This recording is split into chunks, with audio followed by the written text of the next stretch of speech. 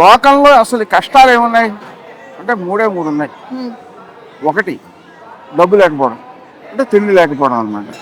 తిండి ఉంది కానీ ఒంట్లో బాగాలేదు, తినలేం కదా. అంటే ఆరోగ్యం బాగోలేకపోవడం రెండో కష్టం. ఆరోగ్యం కూడా బాగానే ఉంది, చుట్టుపక్కల వాళ్ళతో పడలేదు, సయోధ్యలేదు.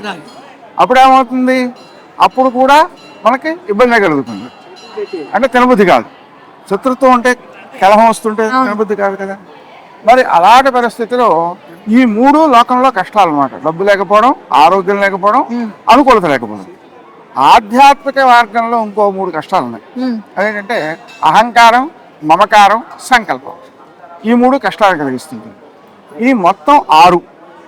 దీన్ని జ్యోతిష్ శాస్త్ర రీత్యా ఊర్ధ్వముఖ త్రికోణం అని, అధోముఖ త్రికోణం అని వర్ణిస్తారు.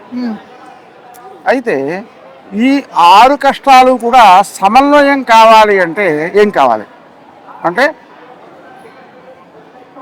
వస్తువును కోరకూడదు. వస్తువుని ఎప్పుడైతే కోరలో ఆరోగ్యం బాగానే ఉంటుంది. వస్తువు కోరి అది సిద్ధించకపోతే మానసికంగా అనారోగ్యం తయారవుతుంది. ఆరోగ్యం బాగున్నాక తాను ఎప్పుడైతే స్వార్థరహితుడిగా ఉన్నాడో చుట్టూ ఉండేటువంటి వ్యక్తులందరితో అనుకూలత దాంతో అది సిద్ధిస్తుంది.